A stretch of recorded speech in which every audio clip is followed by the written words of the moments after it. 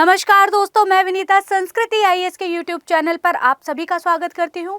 आज की इस वीडियो में हम वर्ष 2023 के अक्टूबर और नवंबर मंथ में साइंस एंड टेक के जो टॉपिक चर्चा में रहे उन पर विस्तार पूर्वक चर्चा करेंगे। तो चलिए बिना समय गवाए देख लेते हैं अपना पहला टॉपिक है हमारा नोबेल प्राइज़ इन फिजिक्स। यानी कि जो नोबेल प्राइज़ हैं, आप सभी जानते हैं कि नोबेल प्राइज़ हमारे हर साल दिए जाते हैं। इस साल का जो नोबेल प्राइज़ है उसका अनाउंसमेंट किया गया 3 अक्टूबर को इसका अनाउंसमेंट किया गया। और किन 3 साइंटिस्टों को ये संयुक्त रूप से दिया गया है? तो पियरे एंगोस्टिनी, फ्रैंक क्रांस और एनी एल हुई लियर, ये 3 साइंटिस्ट हैं जिन्हें संयुक्त रूप से ये पुरस्कार प्रदान किया गया है। ये पुरस्कार इन्हें किस खोज के लिए प्रदान किया गया? तो प्रकाश की एटो सेकंड पल्स उन्होंने उत्पन्न करी है, जिसकी प्रयोगात्मक विधि से इसे उत्पन्न किया गया है। इससे होगा क्या, जो हमारे इलेक्ट्रॉन हैं, इलेक्ट्रॉन की जो गति होती है उसकी हम गतिशीलता का सीधा निरीक्षण कर पाएंगे और सीधा उसका अध्ययन कर पाएंगे। अब से पहले क्या हो रहा था? अब से पहले भी इलेक्ट्रॉन्स का निरीक्षण किया जा रहा था, लेकिन वो किस पर किया जा रहा था? तो फेम्टो सेकंड पे किया जा रहा था। फेम्टो सेकंड जो है एक टाइम स्केल होता है, इससे भी छोटा अभी हमने टाइम स्केल खोजा है एटो सेकंड। अब इस पे परीक्षण किया जाएगा। इससे हमारी जो गतिशीलता का निरीक्षण एकदम सटीक क्यों होगा? क्योंकि जो हमारे इलेक्ट्रॉन्स हैं वो एटो सेकंड से गतिशील होते हैं, उनकी जो गतिशीलता होती है वो एटो सेकंड पे होती है। तो चलिए आगे देख लेते हैं कि हमारी जो इलेक्ट्रॉन गतिकी होती है ये क्या होती है और इसे इंग्लिश में क्या कहा जाता है? इलेक्ट्रॉन डायनेमिकी। तो ये होता क्या है कि जो हमारे परमाणु और अणु होते हैं उनके भीतर जो इलेक्ट्रॉन्स होते हैं उनमें जो व्यवहार होता है उनका और उनकी जो गति होती है, इसी को कहा जाता है इलेक्ट्रॉन गतिकी। आप सभी लोग जानते हैं कि जो हमारा परमाणु होता है, परमाणु मुख्य रूप से किन चीज तत्वों से बना होता है? Electron, proton plus neutron. होता क्या है, मान लीजिए परमाणु है तो इसके न्यूक्लियस में क्या होगा? Proton plus neutron. प्रोटॉन जो होते हैं हमारे पॉजिटिव चार्ज होते हैं और न्यूट्रॉन पे किसी भी तरीके का कोई चार्ज नहीं होता। और जो इलेक्ट्रॉन होते हैं, इलेक्ट्रॉन नेगेटिवली चार्ज होते हैं और ये क्या करते हैं? इस न्यूक्लियस के अराउंड रोटेट करते हैं एक प्री डिटरमाइंड ऑर्बिट में। ये इसके चारों तरफ घूमते रहते हैं और इसी गति को कहा जाता है इलेक्ट्रॉन गतिकी। अब देखिए, परमाणु के अंदर जो गतिविधियां होती हैं वो बहुत छोटे टाइम स्केल पर होती हैं, यानी कि बहुत छोटा टाइम स्केल होता है जिस पर ये गति होती है इलेक्ट्रॉन्स की। अब तक जो टाइम स्केल हम यूज़ कर रहे थे वो क्या था? Femto second. जैसा कि मैंने आपको बताया, ये फेम्टो सेकंड्स क्या होता है? ये होता है हमारा 10⁻⁻15 सेकंड के बराबर होता है हमारा फेम्टो सेकंड। अभी हमने क्या खोजा है? हमने खोजा है एटो सेकंड। ये जो एटो सेकंड है ये कितने सेकंड्स के बराबर होता है?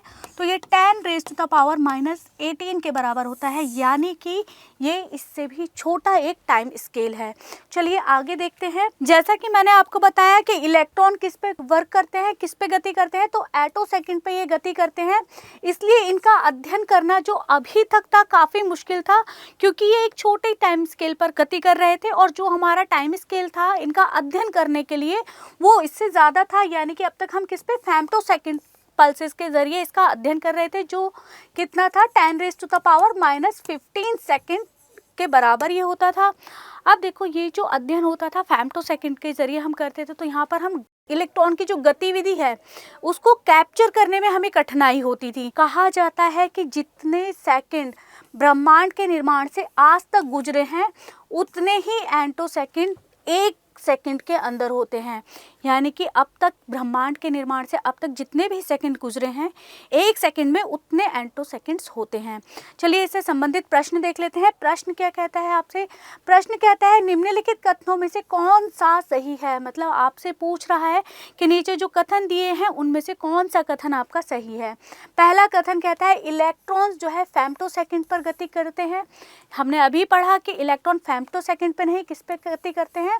तो एटो सेकंड पे ये गति करते हैं, एटो सेकंड पे गति करते हैं। दूसरा कथन आपसे कह रहा है कि फेम्टो सेकंड जो है एटो सेकंड से भी छोटा टाइम स्केल है, तो ये गलत है। कौन सा छोटा स्केल है? एटो सेकंड जो है फेम्टो सेकेंड से छोटा है, क्योंकि एंटोसेकेंड्स होता है 10⁻⁻18 और फेम्टोसेकेंड होता है 10⁻⁻15।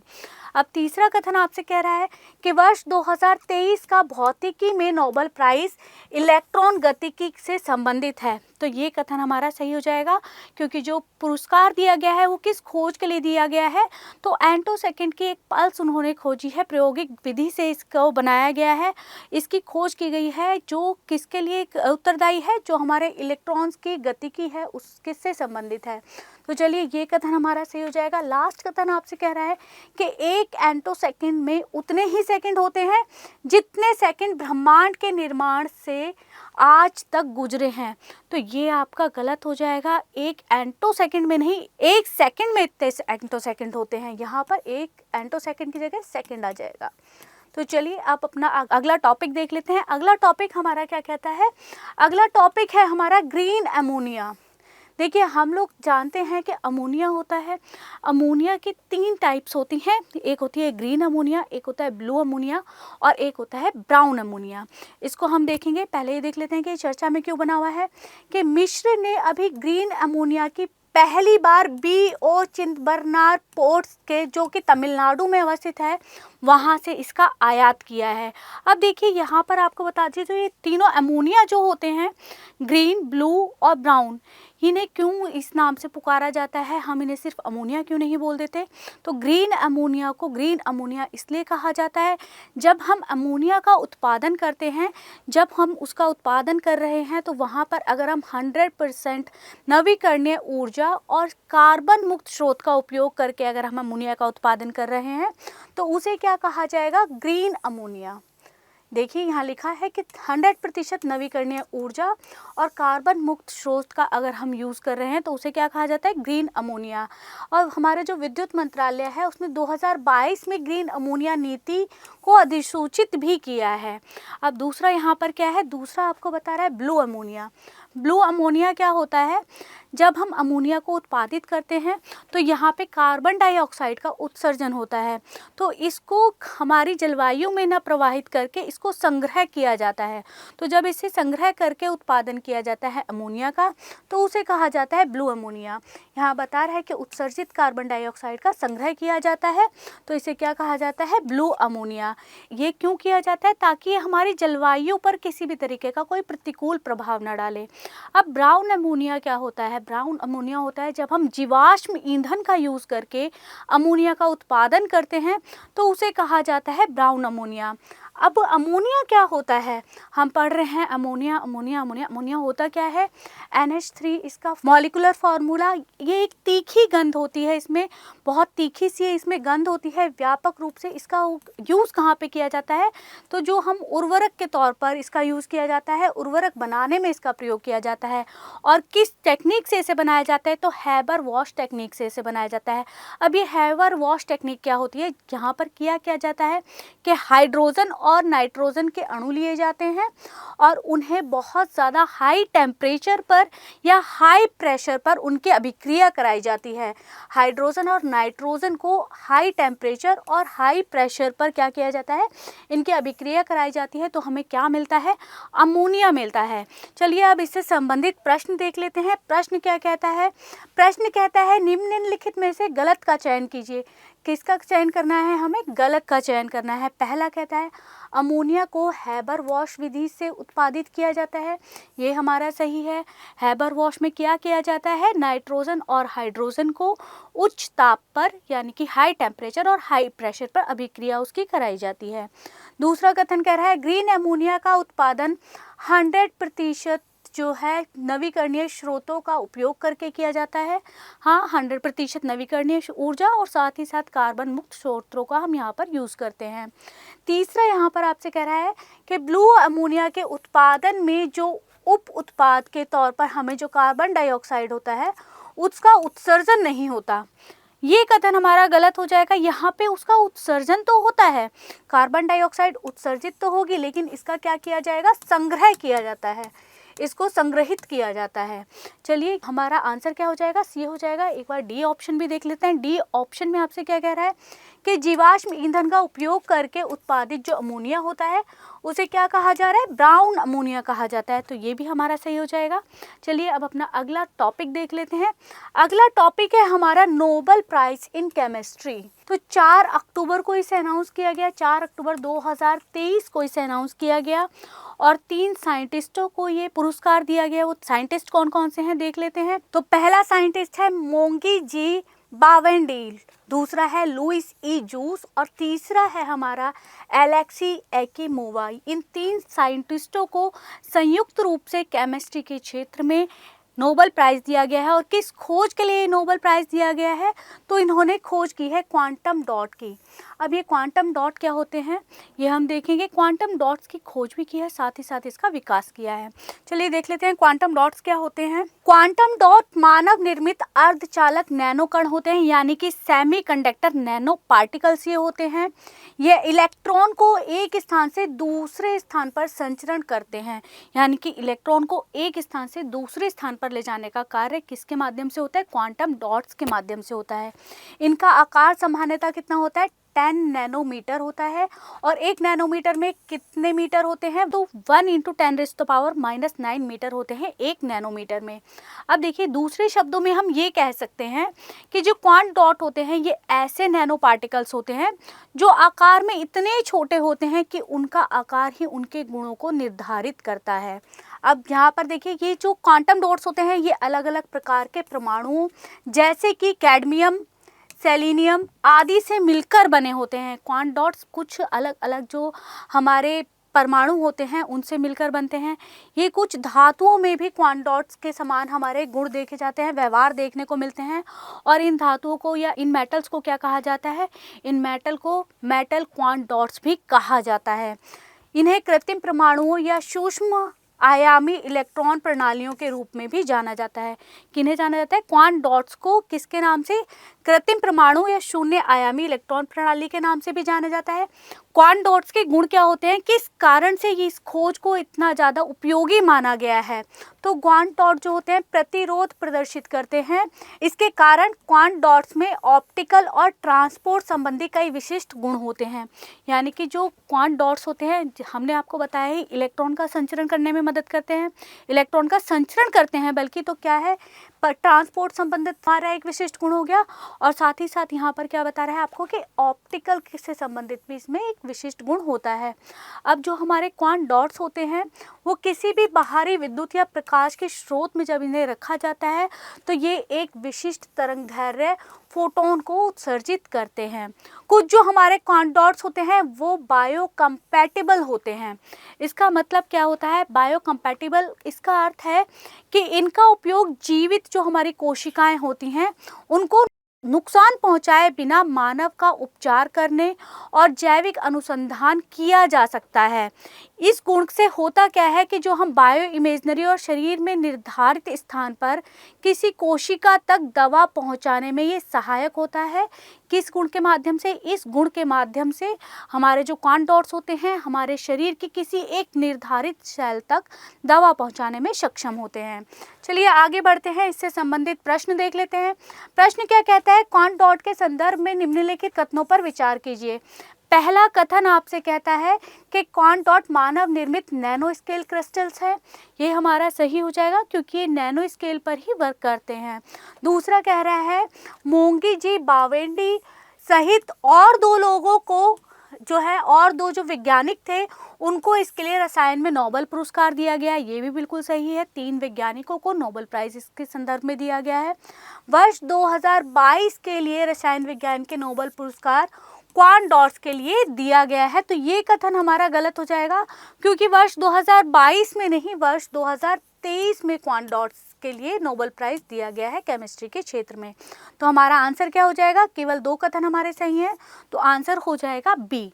चलिए अगला टॉपिक देख लेते हैं। अगला टॉपिक क्या कहता है, अगला टॉपिक हमारा एक मेडिसिन से रिलेटेड है जो कि मलेरिया की मेडिसिन है। ये है R21 मैट्रिक्स M। ये मलेरिया की मेडिसिन है। और अभी हुआ क्या है कि WHO ने इसे दूसरी malaria vaccine R21 matrix M का उपयोग को मंजूरी दे दी है, इसको मंजूरी प्रदान की गई है। इससे पहले वर्ष 2021 में एक मेडिसिन को मंजूरी प्रदान की गई थी मलेरिया के लिए, वो मेडिसिन का नाम था RTS-AS01। इस वैक्सीन को इससे पहले मलेरिया की रोकथाम के लिए मंजूरी प्रदान की गई थी। अभी जो R21 मैट्रिक्स M वैक्सीन है, इसको घाना, नाइजीरिया और बुर्किना फासो जो है वहाँ पर टीकाकरण के लिए लाइसेंस दिया गया है। चलिए आगे देख लेते हैं कि ये इसे जो है बनाया कहाँ पर गया है, तो ऑक्सफोर्ड विश्वविद्यालय के जेनर इंस्टीट्यूट और भारतीय सीरम इंस्टीट्यूट द्वारा विकसित किया गया है। इन दोनों के सहयोग से इसे विकसित किया गया है। इसकी मुख्य विशेषताएं क्या है, तो ये वहनीय है, अधिक प्रभावी है, क्लिनिकल परीक्षण इसके सुरक्षित रहे हैं, जो इसके परीक्षण किए गए क्लिनिक में वो सुरक्षित रहे हैं, उनमें किसी भी तरीके की कोई असुरक्षा नहीं देखी गई, किसी भी तरीके का बहुत ज़्यादा बुरा कोई साइड इफेक्ट नहीं देखा गया है। मलेरिया रोग फैलता किससे है, तो मलेरिया रोग प्लाज्मोडियम परजीवियों के कारण फैलता है। और इसे फैलाने का कार्य कौन करते हैं, मच्छरों में एक मादा मच्छर होती है जिसे कहा जाता है एनीफ्लीज। ये जो एनीफ्लीज मादा होती है, ये जब संक्रमित होती है तो ये इंसानों में इस रोग को फैलाती है, मलेरिया को फैलाती है। चलिए इससे संबंधित प्रश्न देख लेते हैं। प्रश्न क्या कहता है, प्रश्न कहता है R21 मैट्रिक्स M के संदर्भ में निम्नलिखित कथनों पर विचार कीजिए। पहला कथन कह रहा है इसे ऑक्सफोर्ड विश्वविद्यालय द्वारा विकसित किया गया है। हाँ, इसे ऑक्सफोर्ड विश्वविद्यालय के एक जेनर इंस्टीट्यूट के द्वारा और साथ ही साथ भारत के सीरम इंस्टीट्यूट दोनों के सहयोग से विकसित किया गया है। तो कहीं ना कहीं ऑक्सफोर्ड यूनिवर्सिटी जो है इसमें शामिल है, तो ये हमारा सही हो जाएगा। दूसरा कह रहा है भारत सीरम इंस्टीट्यूट द्वारा निर्मित किया जा रहा है, तो ये भी हमारा सही हो जाएगा। तीसरा कथन आपसे कह रहा है यह WHO की मंजूरी प्राप्त मलेरिया रोकथाम की पहली वैक्सीन है, तो ये हमारा गलत हो जाएगा क्योंकि ये पहली नहीं, ये दूसरी वैक्सीन है। तो हमारे कितने कथन सही हैं, कितने कथन सही हैं, तो 2 कथन हमारे सही हैं, तो आंसर हो जाएगा बी, केवल 2। चलिए अपना अगला टॉपिक देख लेते हैं। अगला टॉपिक क्या है, अगला टॉपिक है हमारा फार्माकोपियल डिस्कशन ग्रुप। अभी हाल ही में भारतीय फार्माकोपिया आयोग फार्माकोपियल डिस्कशन ग्रुप का सदस्य बन गया है। तो चलिए देख लेते हैं अपने भारतीय फार्माकोपिया आयोग के बारे में थोड़ा सा डिस्कशन कर लेते हैं। इसका गठन कब किया गया था, तो इसका गठन किया गया था वर्ष 2009 में। ये जो है हमारी एक यह केंद्रीय स्वास्थ्य परिवार कल्याण मंत्रालय के अधीन एक स्वायत्त संस्थान है। और ये करता क्या है, यह भारतीय फार्माकोपिया को प्रकाशित करता है। और ये क्या चीज़ें प्रकाशित करता है, तो ये हमारे जो नियम होते हैं, मानक होते हैं दवाइयों के, उनको अपडेट करके उन्हें प्रकाशित करता है। तो देखते हैं भारत में जो आयातित, उत्पादित, भंडारित या बिक्री के लिए प्रदर्शित या वितरित की गई जो दवाएं होती हैं, उनके मानकों को नियमित रूप से ये अपडेट करता है और उनका प्रकाशन करता है। फार्माकोपिया सरकार या मान्यता प्राप्त संगठन द्वारा प्रकाशित पुस्तक या शब्दकोश है। इसमें होता क्या है, इसमें चिकित्सीय दवाओं की क्षमता एवं शुद्धता के मानक प्रकाशित किए जाते हैं। साथ ही साथ यहाँ पर क्या होता है, जो दवाई का मानक निर्धारित होते हैं वो किसके अनुसार मानक किया जाता है, उन मानकों को, तो उनको निर्धारित किया जाता है औषधि और प्रसाधन सामग्री अधिनियम 1940 की दूसरी अनुसूची, और साथ ही साथ उसके तहत जो औषधि और प्रसाधन सामग्री नियम 1945 है, इसके अनुसार जो दवाई के IP मानक हैं उनका निर्धारण किया जाता है। चलिए अब देख लेते हैं हमारा फार्माकोपियल डिस्कशन ग्रुप के बारे में कि ये है क्या। इसका जो गठन किया गया था 1989 में इसका गठन किया गया था, और किसके द्वारा किया गया था, संयुक्त राज्य अमेरिका, यूरोपीय संघ और जापान ने तीनों ने मिलकर इसका गठन किया था। वर्ष 2001 में WHO इसमें एक पर्यवेक्षक के रूप में शामिल हो गया। ये करता क्या है, इसमें जो सदस्य देश होते हैं उनमें फार्माकोपिया संबंधी मानकों का सामंजस्य ये स्थापित करने का कार्य करता है। यहाँ पे जो दवा निर्माताएं होते हैं, दवा निर्माताओं को ये फार्माकोपिया संबंधी जो भी उनकी आवश्यकताएं होती हैं उनको विविध तरीकों से विश्लेषणात्मक प्रक्रियाओं द्वारा संपन्न करता है। तो ये हमारा था किसके बारे में, फार्माकोपियल डिस्कशन ग्रुप के बारे में। अब इसका सदस्य बनने से हमारे भारतीय फार्माकोपिया आयोग को क्या फ़ायदा होगा, क्या लाभ होगा, उस पर चर्चा कर लेते हैं। तो जो हमारा भारतीय फार्माकोपिया आयोग द्वारा जो निर्धारित मानक होते हैं दवाइयों के, उन्हें अंतर्राष्ट्रीय स्तर पर मान्यता प्राप्त होगी। पहला फायदा हमें ये होगा। दूसरा, जो वैश्विक बाजार है वहाँ पे भारतीय फार्मास्यूटिकल जो उत्पाद हैं उनको स्वीकार्यता प्रदान होगी, जो कि अभी भारत के कुछ उत्पादों को बाहर स्वीकार्यता नहीं मिलती है, तो वो प्रदान होगी। तीसरा कहता है कि विश्व में बेहतर लोक स्वास्थ्य सेवाओं का प्रसार संभव होगा। क्यों संभव होगा? क्योंकि इससे होगा क्या, जो घटिया और नकली दवाएं हैं उनके प्रसार को रोकने में हमें मदद मिल पाएगी। तो ये हमने देखा पूरा अपना भारतीय फार्माकोपिया आयोग और फार्माकोपियल डिस्कशन ग्रुप के बारे में। तो चलिए इससे संबंधित प्रश्न देख लेते हैं। प्रश्न क्या कहता है? प्रश्न कहता है निम्नलिखित कथनों पर विचार कीजिए। पहला कथन है कि भारतीय फार्माकोपिया आयोग केंद्रीय स्वास्थ्य और परिवार कल्याण मंत्रालय के अधीन है। हाँ, ये इसके अधीन एक स्वायत्त संस्थान है। दूसरा कह रहा है कि फार्माकोपिया डिस्कशन ग्रुप का जो गठन किया गया था वो यूएसए, यूरोपीय संघ और जापान ने किया था। यह कथन भी सही है। तीसरा कथन आपसे कह रहा है कि फार्माकोपिया डिस्कशन ग्रुप में WHO एक पर्यवेक्षक के रूप में शामिल हुआ है, तो यह कथन भी सही है। ये कब शामिल हुआ है? तो वर्ष 2001 में ये पर्यवेक्षक के रूप में शामिल हुआ है। अगर बात करें इस डिस्कशन ग्रुप की, तो इसका गठन कब हुआ था? 1989 में इसका गठन हुआ था। भारतीय फार्माकोपिया आयोग का गठन कब हुआ? तो ये हुआ था हमारा 2009 में। तो ये चीज़ें आपको समझ में आई। यहाँ पे क्या बोल रहा है, ये आपसे पूछ रहा है कि कितने कथन सही हैं। क्वेश्चन में पूछा है कितने कथन सही हैं, तीनों ही कथन हमारे सही हैं। तो आंसर क्या हो जाएगा? आंसर हो जाएगा हमारा सी। चलिए अपना अगला टॉपिक देखते हैं। अगला टॉपिक है हमारा सेल थेरेपी। अभी हाल ही में केंद्रीय औषध मानक नियंत्रण संगठन ने स्वदेशी रूप से जो विकसित की गई है chimeric antigen receptor T cell therapy को मंजूरी दी है। अब देखिए, ये जो CAR-T थेरेपी है इसे क्या कहा जा रहा है, जो स्वदेशी रूप से निर्मित की गई है? नेक्स्ट CAR-19 थेरेपी भी इसे कहा जा रहा है। अब देख लेते हैं कि हमारी जो राष्ट्रपति है द्रौपदी मुर्मू, उन्होंने देश की पहली घरेलू कैंसर रोधी यानी कि स्वदेशी रूप से विकसित कैंसर रोधी जो हमारी सेल थेरेपी है नेक्स्ट CAR-19 लॉन्च की है। जैसे मैंने आपको बताया कि CAR-T थेरेपी को क्या कहा गया है? Next CAR-19 therapy. तो इसे लॉन्च किया है। इसे बनाया किसके द्वारा गया है, किसने निर्मित किया है? तो IIT बॉम्बे और टाटा मेमोरियल सेंटर ने मिलकर इसे तैयार करा है। यह थेरेपी इम्यूनोथेरेपी और जीन थेरेपी का एक रूप है। इस थेरेपी में किया क्या जाएगा, जो हमारी प्रतिरक्षा प्रणाली होती है उसके जो सेल्स होते हैं बी सेल्स और टी सेल्स, इसमें उसमें से जो टी सेल्स होते हैं उनको क्या किया जाएगा, उनको शक्तिशाली बनाया जाएगा ताकि वो कैंसर से लड़ सकें। अब इस थेरेपी का यूज़ कहाँ पे किया जाएगा? इस थेरेपी से जो हमारा लिम्फोमा और ल्यूकेमिया यानी कि जो ब्लड कैंसर होता है उसका उपचार किया जाएगा।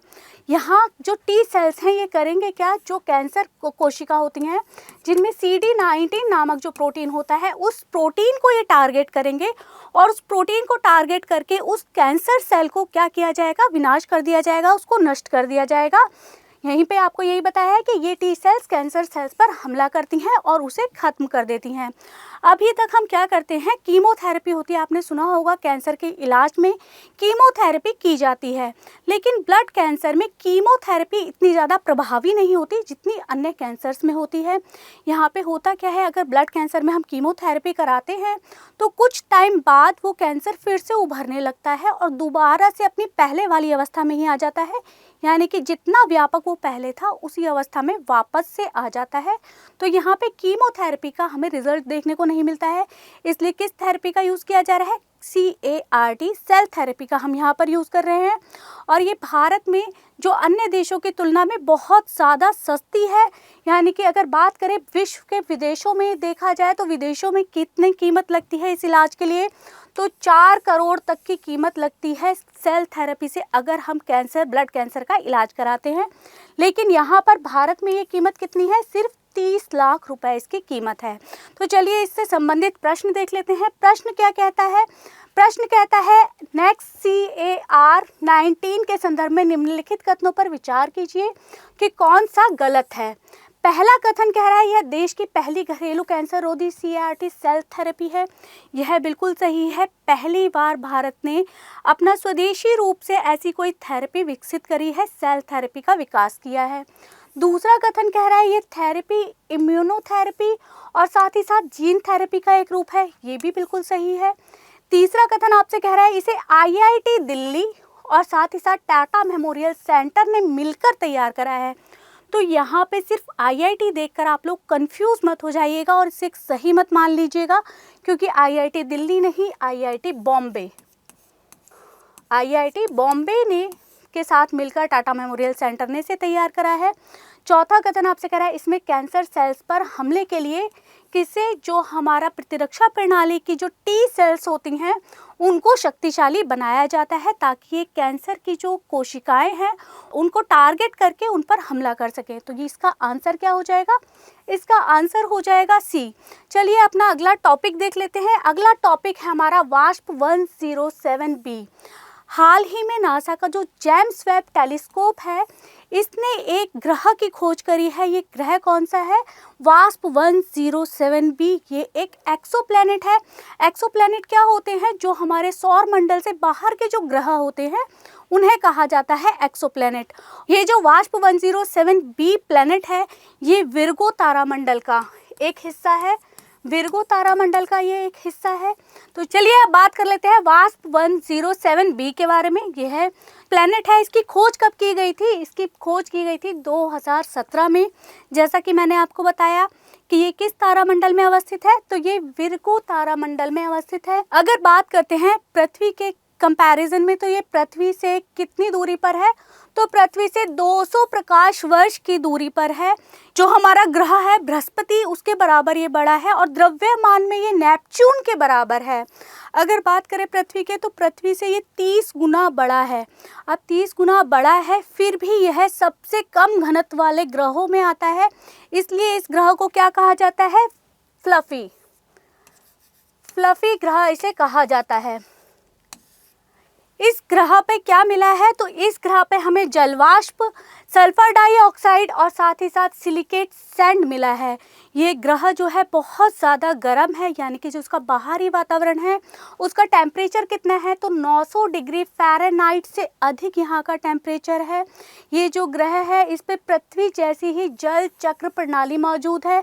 बस अंतर इतना है कि यहाँ पर जो वर्षा होती है वो जल की बूंदों में नहीं बल्कि रेत की वर्षा होती है। जल की बूंदों की बजाय यहाँ जो है रेत की वर्षा होती है। अब जो ये खोज की गई है यानी कि वास्प 107b की जो खोज की गई है ग्रह की, इसका महत्व क्या होगा? ये जो है पृथ्वी के उद्भव का पता लगाने में सहायक होगा। साथ ही साथ इस बाह्य ग्रह के अध्ययन से हमें यह समझने में मदद मिलेगी कि वायुमंडल मौसम प्रणाली को कैसे प्रभावित करता है और साथ ही साथ मौसम चक्र जो है ग्रही भूगोल को किस तरीके से प्रभावित करता है। तो चलिए इससे संबंधित प्रश्न देख लेते हैं। प्रश्न क्या कहता है? प्रश्न कहता है वास्प 107b के संदर्भ में निम्नलिखित कथनों पर विचार कीजिए। पहला कथन आपसे कह रहा है ये विर्गो तारामंडल का एक हिस्सा है, यानी कि विर्गो तारामंडल में अवस्थित है। यह कथन हमारा सही हो जाएगा। दूसरा कथन आपसे कह रहा है ये फ्लफी प्लैनेट भी कहा जाता है। इसे क्यों कहा जाता है फ्लफी प्लैनेट? क्योंकि ये पृथ्वी के कंपैरिजन में 30 गुना बड़ा होने के बावजूद ये सबसे कम घनत्व वाले प्लैनेटों में से एक है, इसलिए इसे क्या कहा जाता है? Fluffy planet. यह भी हमारा सही हो जाएगा। तीसरा कथन कह रहा है यह अत्यधिक ठंडा एक्सोप्लैनेट है। तो ये अत्यधिक ठंडा नहीं, अत्यधिक गर्म एक्सोप्लैनेट है। इसका टेम्परेचर कितना है बाह्य वातावरण का? 900 डिग्री फ़ारेनहाइट से भी ज़्यादा इसका जो है टेम्परेचर है। चौथा कथन कह रहा है यह बूंदों की वजह रेत की वर्षा होती है। यहाँ पर पानी की बूंदों ही नहीं रेत की वर्षा होती है। यह भी कथन हमारा सही है। तो नीचे आपसे क्या पूछा है? कितने सही हैं? तो 1, 2 और 3 हमारे सही हैं, तो केवल 3 यानी कि बी हमारा आंसर हो जाएगा। चलिए अपना अगला टॉपिक देखते हैं। अगला टॉपिक है हमारा इज़ेक्टा हेलो। अब ये इज़ेक्टा हेलो क्या है? जब हमारा चंद्र मिशन यहाँ से गया और वो जाके चंद्रमा पर लैंड हुआ, चंद्रमा पे उसका लैंडर विक्रम जब उतरा तो क्या हुआ वहाँ पर बहुत ज़्यादा जो धूल थी वो वहाँ से विस्थापित हुई। और जब ये धूल विस्थापित हुई तो वहाँ पर चमकीले पैचेज उसके चारों तरफ दिखने लगे, यानी कि जो लैंडर था वो जहाँ रुका था उसके चारों तरफ चमकीले पैचेज दिखने लगे। और इन्हीं चमकीले पैचेज को, इसी घटना को क्या नाम दिया गया है? इज़ेक्टा हेलो। साइंटिस्टों ने इसी घटना को हमारा नाम दिया है इज़ेक्टा हेलो। अब आपको बता दें कि यहाँ पर जब हमारा लैंडर उतरा तो कितनी ज़्यादा धूल जो है यहाँ से विस्थापित हुई, तो तकरीबन 2.6 टन लूनर एपी रेगोलिया, इतने ज़्यादा धूल के कण यहाँ से विस्थापित हुए और विस्थापित होकर तकरीबन 108 वर्ग मीटर में फैल गए। इतने ज़्यादा एरिया में ये फैल गए थे और इन्होंने क्या करा, चमकीले पैचेस बना दिए। ऐसा नहीं है कि सिर्फ भारत का जो लैंडर उतरा यानी कि विक्रम लैंडर जो उतरा उसके द्वारा ही वहाँ पर इस तरीके की परिघटना हुई, धूल का विस्थापन होकर चमकीले पैचेस बने। अब तक जिन भी देशों के वहाँ पर लैंडर उतरे हैं उन सभी ने इस परिघटना को महसूस किया है, यानी कि इजेक्टा हेलो हर एक लैंडर के उतरने के साथ होता है, धूल का विस्थापन वहाँ पर होता है। चलिए इससे संबंधित प्रश्न देख लेते हैं। प्रश्न कहता है, हाल ही में समाचारों में रहे इजेक्टा हेलो का संबंध निम्नलिखित में से किससे है? पहला आपसे कह रहा है चंद्रयान 3, दूसरा कह रहा है Aditya L1 mission, Gaganyaan, XPoSat. तो हमारा ये इजेक्टा हेलो किससे रिलेट करता है? हमारा तो चंद्रमा की सतह से रिलेट कर रहा है, वहाँ पे धूल के विस्थापन से रिलेट कर रहा है। तो ये किसका हिस्सा होगा? चंद्रयान 3 का हिस्सा होगा। तो ए हमारा सही आंसर हो जाएगा। चलिए अपना अगला टॉपिक देख लेते हैं। अगला टॉपिक है हमारा आयुर्वेद ज्ञान निपुण्य पहल यानी कि अग्नि। हाल ही में हमारे केंद्रीय आयुर्वेदिक विज्ञान अनुसंधान परिषद ने आयुर्वेद ज्ञान निपुण्य पहल शुरू की है, यानी कि अग्नि की शुरुआत की है। चलिए देख लेते हैं अग्नि के बारे में। ये जो अग्नि पहल शुरू की गई है इसका उद्देश्य क्या है? तो इसका उद्देश्य वैज्ञानिक सत्यापन और साक्ष्य आधारित मूल्यांकन के जरिए व्यवहारिक आयुर्वेदिक पद्धतियों को मुख्य धारा में लाने के लिए अनुसंधान को बढ़ाना है। जैसा कि हम देखते हैं कि आजकल लोग एलोपैथिक दवाइयों को ज़्यादा प्रेफर करते हैं और आयुर्वेदिक को कम प्रेफर करते हैं। तो ये क्या चाहता है कि आयुर्वेदिक भी एक मुख्य धारा में आ जाए। जो आयुर्वेद है ये हमारी आयुष प्रणाली का एक हिस्सा है और आयुष के अंतर्गत भारतीय चिकित्सा पद्धति और होम्योपैथी ये दोनों ही शामिल हैं। अब यहाँ पर आपको बताएं कि जो भारतीय चिकित्सा पद्धति है इसके अंदर क्या क्या चीज़ें शामिल हैं।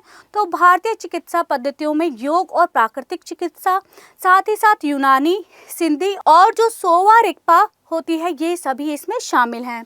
इस पहल के माध्यम से आयुर्वेदिक प्रैक्टिस करने वाले जो लोग हैं उन्हें एक मंच प्रदान किया जाएगा, जिससे होगा क्या, ये लोग आपस में जो अलग अलग रोग होते हैं उनसे इन पे जो ये अनुसंधान करते हैं और जो नवीन पद्धतियां होती हैं इनकी अपनी, उनको और साथ ही साथ उनके अपने अनुभवों को यहाँ पर साझा कर सकें। एक मंच पर ये सारी चीज़ें ये आपस में साझा कर सकें। चलिए देखते हैं हम कि जो केंद्रीय आयुर्वेदिक विज्ञान अनुसंधान परिषद है यानी कि CCRAS है वो क्या करेगा, इन पद्धतियों को और इनके अनुभवों को शिक्षा और शैक्षणिक उद्देश्यों के लिए दर्ज करेगा और साथ ही साथ इन्हें प्रकाशित करेगा। अब इसका उद्देश्य क्या है कि ये इन सारी चीज़ों को प्रकाशित करके लोगों तक पहुंचा सके। अब इस उद्देश्य की प्राप्ति के लिए ये भारतीय चिकित्सा पद्धति के लिए जो राष्ट्रीय आयोग है यानी कि NCISM उसके साथ सहयोग करेगा। ये जो NCISM है ये एक वैधानिक निकाय है और इसका गठन NCISM अधिनियम 2020 के तहत किया गया है। चलिए देख लेते हैं कि अग्नि की आवश्यकता क्या है। जो हमारी आयुर्वेदी में प्रैक्टिस के लिए एक साक्ष्य आधारित कठिन मूल्यांकन की आवश्यकता होती है, साथ ही साथ वैश्विक स्तर पर स्वीकृति के लिए वैज्ञानिक सत्यापन और दस्तावेजीकरण की ज़रूरत होती है। भारत में इसका इस्तेमाल सॉफ्ट पावर के रूप में किया जाता है। इससे रोग प्रबंधन के लिए नवीन आयुर्वेदिक पद्धतियों का प्रसार कर पाएंगे। चलिए आगे देख लेते हैं कि हमारा जो केंद्रीय आयुर्वेदिक विज्ञान अनुसंधान परिषद है इस पर डिस्कशन कर लेते हैं। ये एक शीर्ष अनुसंधान निकाय है। इसका मुख्य कार्य क्या है, तो ये आयुर्वेद में वैज्ञानिक आधार पर अनुसंधान करना, उनका समन्वय, सूत्रीकरण, विकास और प्रोत्साहन प्रदान आयुर्वेद आयुर्वेद को, ये इसका एक कार्य है और ये आयुष मंत्रालय के अंतर्गत काम करता है यानी कि उसके अधीन ये कार्य करता है। चलिए इससे संबंधित अपना प्रश्न देख लेते हैं। प्रश्न क्या कहता है, आयुर्वेद ज्ञान निपुण्य पहल यानी कि अग्नि के संदर्भ में निम्नलिखित कथनों पर विचार कीजिए। पहला कथन आपसे कह रहा है कि केंद्रीय आयुर्वेदिक विज्ञान अनुसंधान परिषद यानी कि CCRAS ने इसे शुरू किया है, तो यह हमारा सही है। दूसरा, ये आयुर्वेद आयुष प्रणाली का हिस्सा है, यह भी सही है। तीसरा ये आपसे कह रहा है इसके तहत आयुर्वेद प्रैक्टिशनरों को, यानी कि जो आयुर्वेद पर प्रैक्टिस करते हैं लोग, उनको एक मंच प्रदान किया जाएगा। यह भी सही है। ये मंच प्रदान करने से होगा क्या कि ये लोग आपस में जो भी इन्होंने अनुसंधान करे हैं, रोग से रिलेटेड नई पद्धतियाँ देखी हैं, या जो भी इनका अनुसंधान के दौरान अनुभव रहा है, उन सभी को ये आपस में साझा कर पाएंगे। तो यहाँ पर कह रहा है कितने कथन सही हैं, तो तीनों ही कथन सही हैं। तो यहाँ केवल 3 यानी कि सी यहाँ पर हमारा आंसर हो जाएगा। चलिए अपना अगला टॉपिक देख लेते हैं। अगला टॉपिक है हमारा व्हाइट हाइड्रोजन।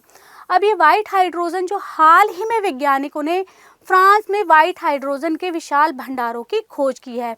व्हाइट हाइड्रोजन को हम नेचुरल गोल्ड या जूलॉजिकल हाइड्रोजन भी कहते हैं।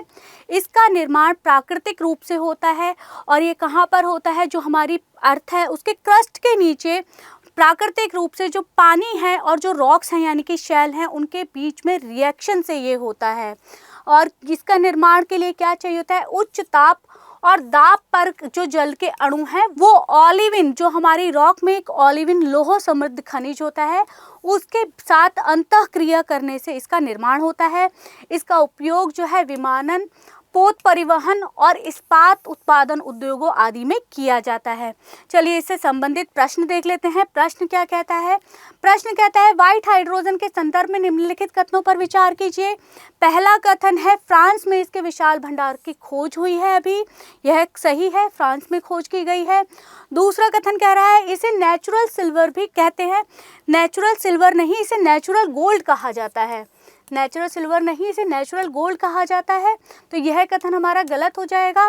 तीसरा कथन कह रहा है यह है इसका जो निर्माण होता है वो जल और शैल के मध्य अभिक्रिया से यानी कि रिएक्शन से होता है। अर्थ क्रस्ट के नीचे ये होता है, ये बिल्कुल सही है। तो यहाँ पर आपसे पूछ रहा है कि कितने कथन सही हैं। जब भी आप क्वेश्चन करते हैं तो इसे ज़रूर मार्क कर लिया कीजिए कि कितने सही हैं या कितने सही नहीं हैं। तो सही पूछा है तो 2 कथन हमारे सही हैं, तो केवल 2 यानी कि बी यहाँ पर हमारा आंसर हो जाएगा। आज की वीडियो में जो हमने अक्टूबर और नवंबर के जितने भी हमारे साइंस टेक से रिलेटेड टॉपिक्स थे उनको यहाँ पर विस्तार पूर्वक आपको समझाने का प्रयास किया है। आई होप कि आपको ये वीडियो अच्छी लगी होगी, आपको यहाँ से सारी जानकारी प्राप्त हुई होगी जो आपके एग्जामिनेशन पॉइंट ऑफ व्यू से इम्पॉर्टेंट है। अगली वीडियो में आपके साथ फिर मुलाकात होगी अगले मंथ के करंट अफेयर के साथ। धन्यवाद।